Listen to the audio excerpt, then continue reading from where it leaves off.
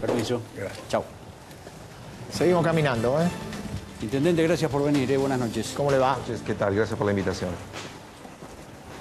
Decíamos, porque me consta por comentario, yo he escuchado que usted está muy preocupado con el tema de la inseguridad. Decíamos al principio del programa, lo habrá escuchado, en el sur del Gran Buenos Aires la inseguridad pega mucho, en municipios como Quilmes y Lomas las estadísticas muestran que muy especialmente, pero bueno, el Almirante Brown está en esa zona. La verdad es que, a ver, no hay alguna zona en particular que a la gente le preocupe menos. Probablemente haya, una vez está más complicada la capital federal, otra vez la zona oeste, otra vez la zona norte. Lo que venimos observando, más que preocuparnos, lo que venimos observando con el correr de los años es que aun cuando todos los gobiernos en las distintas jurisdicciones han hecho inversiones importantes en materia de incorporación de tecnología, cámaras, patrulleros nuevos, todos los días vemos presentación de patrulleros. Nosotros incorporamos un servicio de patrullaje aéreo con un helicóptero que nos sirvió para desmantelar 53 microdesarmaderos. O sea, hemos hecho un enorme esfuerzo, intendentes, gobernadores, desde el gobierno nacional también colaborando, aun cuando no sea su responsabilidad, con ese programa con el que se financiaron la colocación de cámaras en la provincia de Buenos Aires. Y en paralelo con eso se mejoraron las políticas de inclusión social, asignación universal por hijo, se crearon fuentes de trabajo, etcétera. ¿Por qué siguen creciendo algunos números? ¿Por qué? ¿Por qué si finalmente decimos que la inclusión social es una de las patas fundamentales para combatir la inseguridad, la incorporación de tecnología, más cámaras, etcétera?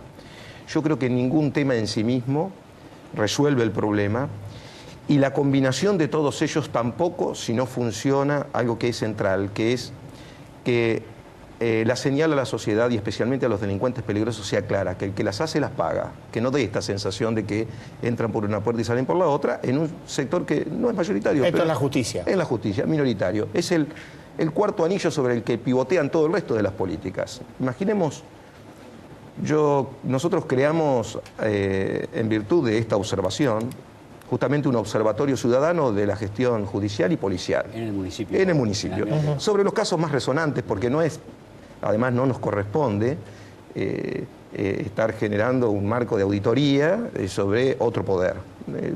Los poderes son independientes, cada uno tiene, hay distintos fueros, pero en este caso, en el fuero criminal, nosotros, sobre los casos más resonantes, hicimos un seguimiento y sobre 745 detenciones, en el primer trimestre de funcionamiento, 594 quedaron en libertad en un promedio de 4 días. Eso solo Solo en Almirante Brown. O sea, que aquellos que se lograron detener con las manos en la masa, como quien dice, privación ilegítima de la libertad, un intento de homicidio. Estamos hablando de 745 casos en un trimestre, 594, el 80, y pico %, quedaron en libertad en un promedio de 4 días. El que más estuvo fue el intento de homicidio, 10 días. Creo que hay que poner énfasis en eso. Hay a veces déficit en la investigación, por lo tanto hay que ser más profesional y contundente en la etapa de investigación y en la etapa de la aplicación de la pena para que sea ejemplificadora y que el desalentado no sea el buen policía, sino que sea el delincuente peligroso. Ahora, esto sabe que es fácil asimilarlo a la idea de la mano dura, el que las hace las paga, que la pena sea efectiva. Digo, usted no, porque con este tipo de actitud frente a los hechos delictivos de la mano dura. Yo creo que no hay que estigmatizar, digamos. Primero hay que correr lo del debate político y hay que ver y hay que ir a los resultados. Nosotros hemos creído siempre que la política de inclusión social, la generación de puestos de trabajo, como ha pasado, políticas de contención social a través de mayor cantidad de pensionados, como ha pasado en estos años. Ahora, ¿por qué en la misma tendencia que han tenido estas variables no se registró un cambio sensible en el área de seguridad? Yo creo que porque en realidad las señales no son claras. Yo creo que, digamos, tenemos cuántos casos de delincuentes peligrosos puestos en libertad irresponsablemente por algunos integrantes del fuero penal, y por deficiencia puede ser de la investigación, probablemente no solo por el juez, porque en la etapa de instrucción la Fiscalía no consiguió las pruebas necesarias, la falta de profesionalismo de las áreas de investigación de la policía está fallando en esa parte. Y seguridad necesita una fuerte política de inclusión social, o sea, la continuidad de este tipo de políticas y probablemente la generación de nuevas, mucha prevención, el ojo del lince del tenis, de los partidos de tenis, que la fuerza policial tenga una actitud de estar atenta a aquello que es irregular, que la ponga en alerta. Y la cuarta pata son la tercera pata y central y muy importante para que no se vuelva inocuo todo lo demás, penas ejemplificadoras, muy firmes y desalentando a los delincuentes peligrosos. Ahora, intendente, ¿no habrá sido o no podrá repasarse a lo mejor que algunas de esas patas no fueron tan exitosas como se piensan? Digo, cuando uno habla y piensa que hay casi 1 millón de jóvenes entre 16 y 24 años que ni trabajan ni estudian, estamos hablando de un problema social grave. Y dentro de esa gravedad usted sabe que parte de, digamos, de los actos delictivos también participan mucha gente de esa edad.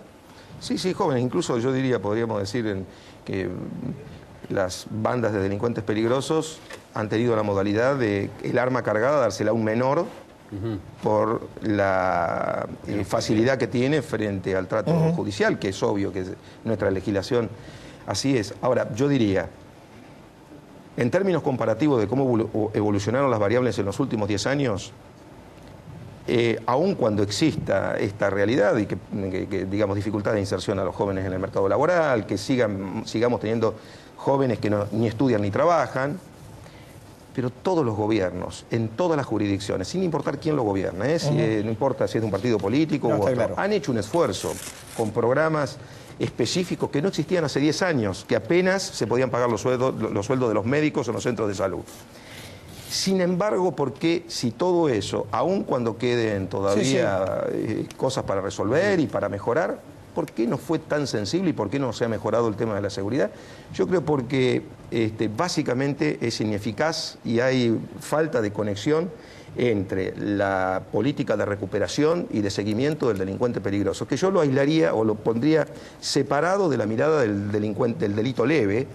Por eso que nosotros nos oponemos, y yo hace poco salí fuertemente en contra de la eliminación de la figura de la reincidencia, porque llegué a la conclusión, mirando el caso de España, porque también se debatió fuertemente de eliminar la reincidencia, en que a mayor peligrosidad, mayor culpabilidad, y es más peligroso aquel que reincide. El 90% de los delincuentes peligrosos que hoy, en este momento, están en la calle, tienen antecedentes, son reincidentes.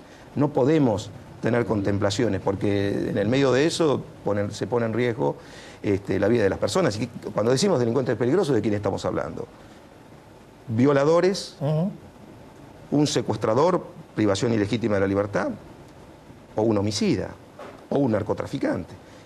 En esos 4 casos no se puede tener ningún tipo de contemplaciones. Y si hubiese que optar o elegir entre actuar con mayor firmeza y penas más largas y mayor flexibilidad, hay que optar por aislarlo de la sociedad para no ponerla en riesgo.